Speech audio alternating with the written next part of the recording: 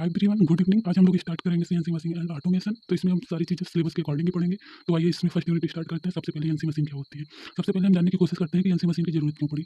NC machine numerical control machine. जब हम industry में कोई भी ऑपरेशन मैनुअली करते थे तो इसमें ह्यूमन एरर जो होती थी वो बहुत ज़्यादा हो जाती थी, और इसमें जो टाइम टेकिंग है वो भी बहुत ज़्यादा लगता था। इससे जो इफिशियंसी है वो बहुत कम हो जाती थी। तो इसको दूर करने के लिए न्यूमेरिकल कंट्रोल मशीन बनाई है। न्यूमेरिकल कंट्रोल मशीन जो होती है ये बेसिकली प्रोग्रामेबल ऑटोमेशन का ये ग्रुप होती है। इसमें कोई भी ऑपरेशन जो होता है डाटा के थ्रू उसको कंट्रोल किया जाता है। ये डाटा जो होते हैं वो नंबर, वर्ड और सिंबल आदि हो सकते हैं। और जब इसको कंट्रोल किया जाता है उसके बाद इसको परफॉर्म कराया जाता है। एनसी मशीन जो होती है इसमें एक कार्ड का यूज़ किया जाता है जिस पर प्रोग्रामिंग करते हैं। प्रोग्रामिंग करने का जो तरीका होता है इसमें पंच के होल के थ्रू रिटर्न वर्क करते हैं। उस पंच को डायरेक्ट इस मशीन में इंसर्ट किया जाता है, फिर उसके थ्रू डिफरेंट टाइप के ऑपरेशन किए जाते हैं। आइए देखते हैं इसमें मेन कंपोनेंट क्या होते हैं। इसमें तीन मेन कंपोनेंट होते हैं। नंबर एक होता है पार्ट प्रोग्राम, सेकंड होता है machine control unit and third होता है मशीन टूल। सबसे पहले देखते हैं कि पार्ट प्रोग्राम क्या होता है। इसमें प्रोग्रामिंग की जाती है कि जो वर्क पीस होता है वो किस साइज़ का बनानी है और उसकी डेप्थ कितनी है, ये हम एक प्रोग्रामिंग के थ्रू उस पे पंच टेप पे होल के थ्रू रिटर्न करते हैं और उसके थ्रू इंस्ट्रक्शन देते हैं। ये पंच टेप पर सारी चीज़ें की जाती हैं। और सेकंड है मशीन कंट्रोल यूनिट। जिस तरह कंप्यूटर जो होता है उसमें सीपीयू होता है कंप्यूटर का ब्रेन, ठीक उसी तरह जो मशीन कंट्रोल यूनिट है इसे एनसी मशीन का ब्रेन कहा जाता है। इसमें एक रीडर लगा होता है। हम जो भी इनपुट देते हैं मशीन कंट्रोल यूनिट उसे रीड करेगा और इलेक्ट्रिक पल्स में कन्वर्ट करके उसे मशीन टूल के पास देगा। और जो मशीन टूल होता है ये सारी चीज़ें सबसे पहले लेगा, उसके बाद ऑपरेशन करके आउटपुट देगा। इसके बाद देखते हैं कि एनसी मशीन जो होती है उसका एडवांटेज क्या है। इसमें जो एडवांटेज है फर्स्ट है साइक्लिंग जो होती है, उसमें साइक्लिंग में कम से कम टाइम लगता है। सेकंड है कॉम्प्लेक्स पार्ट जो होते हैं उस पर ऑपरेशन कर सकते हैं। थर्ड है इसमें हाई एक्यूरेसी प्राप्त होती है। फोर्थ देखा जाए बार बार इंस्पेक्शन नहीं करना पड़ता है। फाइव में है स्क्रैप एंड वेस्टेज जो होते हैं वो बहुत कम हो जाते हैं। सिक्स ह्यूमन एरर जो होती है वो बहुत कम हो जाती है। सेवंथ जो है टूलिंग कास्ट जो है वो कम से कम हो जाती है। इसके बाद डिसएडवांटेज ऑफ एनसी मशीन। इसके डिसएडवांटेज जो है इसकी इन्वेस्टमेंट कॉस्ट बहुत हाई होती है और मेंटेनेंस एफर्ट जो होता है वो बहुत हाई रहता है। इसमें प्रोग्रामिंग करने के लिए हाई स्किल्ड ऑपरेटर की जरूरत पड़ती है। इसमें हाई यूटिलाइजेशन रिक्वायर्ड रहता है। इसके बाद एप्लीकेशन देख लेते हैं। Application of numerical control machine. जी, इस एप्लीकेशन का यूज़ कई तरह के प्रोडक्शन ऑपरेशन जैसे metal cutting, spot welding, press working, assembly, inspection आदि में होता है। इसके अतिरिक्त एनसी मेटल मैट्रिक ऑपरेशन जैसे टर्निंग, सिंकिंग, ड्रिलिंग, बोरिंग आदि में होता है। आइए हम लोग देखते हैं कि डीएनसी मशीन क्या होती है। डायरेक्ट न्यूमेरिकल कंट्रोल मशीन यह एक मैन्युफैक्चरिंग प्रोसेस है। इसमें कई मशीनों को डायरेक्ट कनेक्ट करके एक ही कंप्यूटर से कंट्रोल किया जाता है, वो भी कम से कम टाइम में। इसमें जो टैप रीडर होता है उसका यूज नहीं किया जाता है, और मशीन टूल से डेटा कनेक्शन और प्रोसेसिंग को ऑपरेट करते हैं। अब देखते हैं कि इसके मेन पार्ट क्या होते हैं। तो main part of DNC machine, इसमें मेन फ्रेम कंप्यूटर होता है, मेमोरी होती है, कम्युनिकेशन नेटवर्क होता है, और एनसी और सीएनसी मशीन के जो टूल होते हैं वो होते हैं। अब देखते हैं कि इसके एडवांटेज क्या होते हैं। तो सबसे पहले इसमें टेप रीडर का यूज नहीं किया जाता है। इसमें कंप्यूटर फाइलों में एनसी प्रोग्रामिंग इजीली की जा सकती है। इसमें जनरेटर कंप्यूटेशनल कैपेबिलिटी और फ्लेक्सिबिलिटी होती है। इसकी परफॉर्मेंस रिपोर्ट को आसानी से प्राप्त किया जा सकता है। इसमें एडिटिंग भी जो है वो आसानी से की जा सकती है। अब देखते हैं कि डिसएडवांटेज क्या होते हैं। इसमें क्या होता है कि इसकी कॉस्ट जो होती है वो बहुत महंगी होती है, मतलब बहुत अधिक होती है। इसमें स्किल्ड ऑपरेटर की भी आवश्यकता पड़ती है जिससे मशीन के बारे में ज़्यादा से ज़्यादा नॉलेज हो, ताकि वो जो वर्क है वो ईजिली कर सके। अब देखते हैं कि इसके एप्लीकेशन क्या होते हैं। मेनली डीएनसी मशीन जो होती है उसका इसका यूज भी मैन्युफैक्चरिंग प्रोसेस में किया जा सकता है। इसका यूज मैन्युफैक्चरिंग प्रोसेस जैसे welding, cutting, lathe machine, drilling machine, milling machine, boring machine आदि में भी किया जाता है। आइए अब हम लोग देखते हैं कि सीएनसी मशीन क्या होती है। Computer numerical control machine. तो एनसी मशीन जो होती थी उसमें पंच टेप लगा होता था। जब हम इसमें होल के थ्रू इंस्ट्रक्शन देते थे तो टेप रीडर जो होता था उसे रीड करता था, जिससे इसमें बहुत जल्दी ये वो पंच टेप जो होता था वो घिस जाता था। इससे इसमें बियर एंड टीयर के चांसेस बहुत ज़्यादा होते थे। और जो एनसी मशीन होती थी उसमें नए प्रोडक्ट के निर्माण के लिए हमें टेप रीडर में बार बार नए प्रोग्राम को करना पड़ता था, जिससे समय की हानि होती थी तथा जो एरर होते हैं उसकी भी पॉसिबिलिटी होती थी।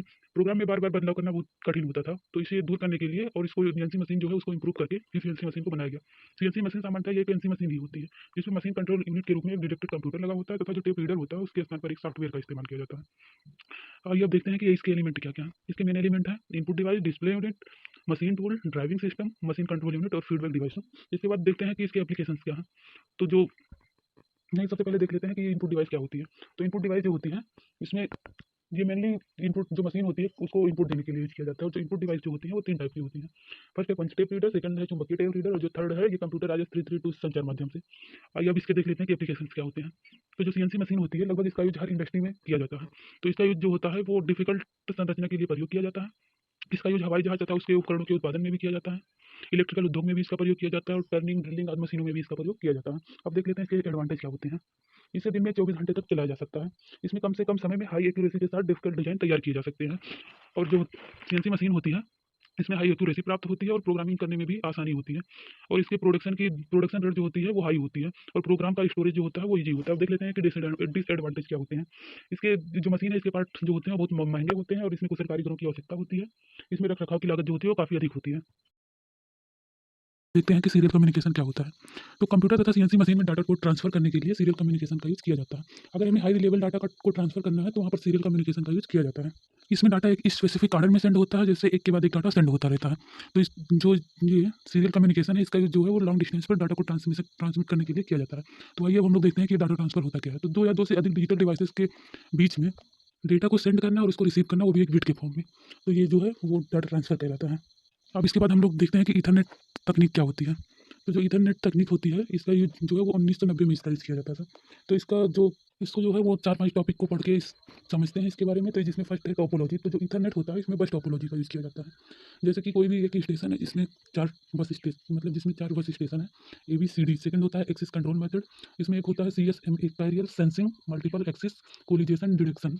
जैसे जो स्टेशन ये है वो भी डाटा को ट्रांसमिट कर रहा है, और जो डी है वो भी अपोजिट डायरेक्शन में डाटा को ट्रांसमिट कर रहा है। तो होता क्या है कि बीच में दोनों को आके कोलिजेशन हो जाता है, जिससे डाटा जो है वो ट्रांसमिट नहीं हो पाता है, और जिससे क्या होता है कि टाइम का जो है वो लॉस होता है। थर्ड होता है नो एक्नॉलेजमेंट। इसमें जो होता है वो कोई भी एक्नॉलेजमेंट नहीं होती है। फोर्थ है इनकोडिंग टेक्निक। तो जो डाटा बिट्स है उसको सिंगल में कन्वर्ट करने का जो कार्य करती है वो इनकोडिंग टेक्निक करती है। इसमें एक होती है कि मैनचेस्टर इनकोडिंग टेक्निक। तो जो ईथरनेट होता है, इसमें मैनचेस्टर इनकोडिंग टेक्निक का ही यूज़ किया जाता है। 5 है डाटा रेट्स। जो हम लोग डाटा को ट्रांसमिट करते हैं, उसे किसी फॉर्म में लिखा जाता है, जैसे 10 एमबीपीएस, 100 एमबीपीएस, 1 जीबीपीएस। 10 एमबीपीएस मतलब 10 एमबी पर सेकंड। तो ये 10 एमबी पर सेकंड जो होता है ये नॉर्मल डाटा होता है। 100 एमबीपीएस जो होता है वो फास्ट ईथरनेट डाटा होता है। और जो 1 जीबीपीएस होता है वो वेरी फास्ट ईथरनेट होता है। जो ईथरनेट होता है, जब ये इसके थ्रू डाटा को जो है सेंड किया जाता है, तो इसमें टाइम जो होता है वो बहुत ज़्यादा लगता है। कभी-कभी तो ऐसा होता है कि जब उसको सेंड किया जाता है तो वो वापस लौट आता है। ऐसा होते-होते जो है वो अपने डेडलाइन को भी क्रॉस कर देता है। और जो ईथरनेट होता है, इसमें मिनिमम 46 बिट्स के ऊपर ही जो डेटा है, जैसे एसएमएस वगैरह है, वो सेंड हो सकते हैं। उसके नीचे छोटे-मोटे मैसेज नहीं सेंड हो सकते हैं। तो हम लोग देखते हैं कि जो सीएनसी मशीन होती है, उसमें जो मशीन के लिए कंपोनेंट लगे होते हैं, उनका सिलेक्शन कैसे किया जाता है। तो जो सीएनसी मशीन होती है, इसमें डिफरेंट टाइप के ऑपरेशन किए जाते हैं। तो डिफरेंट टाइप के ऑपरेशन करने के लिए डिफरेंट टाइप के टूल की आवश्यकता होती है, जिसके द्वारा डिफरेंट टाइप के ऑपरेशन किए जा सकते हैं। इसमें टर्निंग टूल होता है। जो टर्निंग ऑपरेशन होता है, उसमें टर्निंग टूल का यूज़ किया जाता है। जो टर्निंग मशीनिंग प्रोसेस है, इसमें सिंगल पॉइंट कटिंग टूल का यूज़ किया जाता है। ऑपरेशन लेथ हाथ मशीन पर किए जाते हैं। इसके द्वारा डिफरेंट टाइप के ऑपरेशन जैसे facing, taper turning, counter turning, pawn turning, threading operation, broaching operation आदि सारे ऑपरेशन किए जाते हैं। नेक्स्ट है ड्रिलिंग टूल। तो ड्रिलिंग टूल जो है इसके अंदर जैसे shank, neck, drill body, helix angle, point angle, cutting edge, chisel angle आदि होते हैं। इसके द्वारा डिफरेंट टाइप के operation bench drill, gang drill, radial drill आदि होते हैं, और इसमें जिग एंड फिक्सर का भी यूज़ किया जाता है। इसके बाद नेक्स्ट है मिलिंग टूल। इसके बाद हम लोग देखते हैं कि प्रॉब्लम विद कन्वेंशनल एनसी। जो पहले एनसी मशीन यूज की जाती थी, उसके साथ क्या प्रॉब्लम क्रिएट हुई। तो जो कन्वेंशनल एनसी मशीन थी, उसमें कटिंग के संचालन के दौरान स्पीड एंड फीड जो होती थी, उसको चेंज करने के लिए टाइम नहीं मिलता था। या तो जो एनसी मशीन होती थी उसकी स्पीड बहुत कम रखी जाती थी, और या तो अगर स्पीड ज़्यादा रखी गई है तो उसमें जो वर्कर होते थे उनको टाइम बहुत ज़्यादा लगता था स्पीड एंड फीड चेंज करने में, और उनको जो है वो खतरा भी बना रहता था। तो इससे होता क्या था, जो प्रोडक्ट था उसकी क्वालिटी भी अच्छी नहीं होती थी, और टाइम का भी बहुत लॉस होता था। और जो प्रोडक्ट होता था, अगर टाइम का लॉस होता था, तो उसमें प्रोडक्ट जो होता था वो महंगा हो जाता था। तो अब डेवलपमेंट करके जो न्यू डेवलपमेंट करके एनसी मशीन बनाई गई है, उसमें देखते हैं क्या होता है। जो ओल्ड एनसी मशीन जो होती थी, वो 1940-1950 के दशक में बनाई गई थी, और वो जो है वो उस टाइम के अवेलेबल टूल के आधार पर बनाई गई थी, जिन्हें उन सिस्टम के साथ संशोधित किया गया था, जो पंच टेप पर सिस्टम में फीड किए गए पॉइंट के अकॉर्डिंग सिस्टम को कंट्रोल करती थी। इस प्रारंभिक ऑल मैकेनिज्म को एनलॉग और डिजिटल कंप्यूटर के साथ कनेक्ट कर दिया गया, और न्यू सीएनसी मशीन बना दी गई, जिससे जो है वो जो पंच टेप लगा होता था उसका यूज़ खत्म हो गया, और बार बार स्पीड और फीड देने की कोई भी जरूरत नहीं पड़ती थी। भाई हम लोग जानते हैं कि पीएलसी कंट्रोलर क्या होता है, और उसके मेन कंपोनेंट होते हैं क्या क्या होते हैं। पीएलसी का फुल फॉर्म होता है प्रोग्रामेबल लॉजिक कंट्रोलर।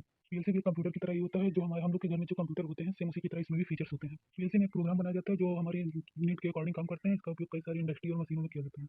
पीएलसी जो होता है हार्ड वायर्ड कंट्रोलर सिस्टम में, इसके स्थान पर इसका इसलिए उपयोग किया जाता है कि आप पीएलसी को रिप्लेस करके उसके बाद कम लागत पर प्रोग्राम कर सकते हैं। जो होता है यह एक डिजिटल कंप्यूटर होता है, और इसमें बहुत बड़ा और जटिल प्रोसेस जो है कंट्रोल करने की कैपेसिटी होती है। हम लोग इसे जो है एग्जाम्पल के थ्रू समझते हैं। मान लीजिए हमारे पास एक बल्ब है जो एक स्विच से कनेक्ट है, इसको हर 30 सेकंड में ऑन और ऑफ करना है। तो आप इसे कर लेंगे। अगर हमें 10 बल्ब दे दिया जाए और इसको हर 20 सेकंड में ऑन ऑफ करना है, तो इसमें बहुत ज़्यादा टाइम डिले लगेगा। अगर आपको 100 बल्ब दिया जाए तो भी आप टाइमर को लगाकर ऑन और ऑफ कर सकते हैं, लेकिन यहाँ पर जो टाइम डिले है वो बहुत ज़्यादा लगानी पड़ेगी, और बहुत काम करना पड़ेगा, और बहुत वायरिंग भी करनी पड़ेगी। तो इसी से बचने के लिए पीएलसी का उपयोग किया जाता है। पीएलसी जो होता है, इससे सारी बल्ब को एक साथ कनेक्ट कर दिया जाएगा, और एक स्थान पर बैठकर एक प्रोग्राम के थ्रू जो है जो बल्ब है उसको ऑन और ऑफ कर लिया जाएगा। इसके बाद हम लोग देखते हैं कि जो पीएलसी है इसके मेन कंपोनेंट क्या क्या होते हैं। इसमें एक होती है पीएलसी मेमोरी, नेक्स्ट होती है प्रोग्रामिंग डिवाइस, और उसके बाद थर्ड होती है प्रोसेसर। तो इसमें पीएलसी मेमोरी जो होती है, इस मेमोरी में लॉजिक प्रोग्राम जो होते हैं में सम्मिलित किए जाते हैं।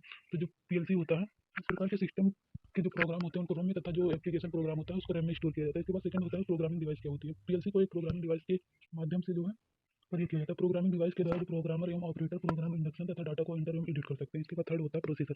सभी प्रोग्रामेबल लॉजिक कंट्रोल एक सीपीयू रखते हैं जो माइक्रो प्रोसेसर इंटरनल प्रोसेसर को सुपरवाइज तथा कंट्रोल करते हैं। इसके बाद देख लेते हैं हम लोग कि जो पीएलसी की लिमिटेशन क्या होती है। जो पीएलसी होता है वो रिले से बहुत भारी होता है और जो रिले होता है इसका जीवन काल बहुत कम होता है। रिले जो होता है वो बहुत महंगा होता है, उसकी अपेक्षा जो पीएलसी होता है उसकी कास्ट जो है वो कम होती है। रिले का स्विचिंग टाइमिंग जो होता है वो कुछ अधिक होता है।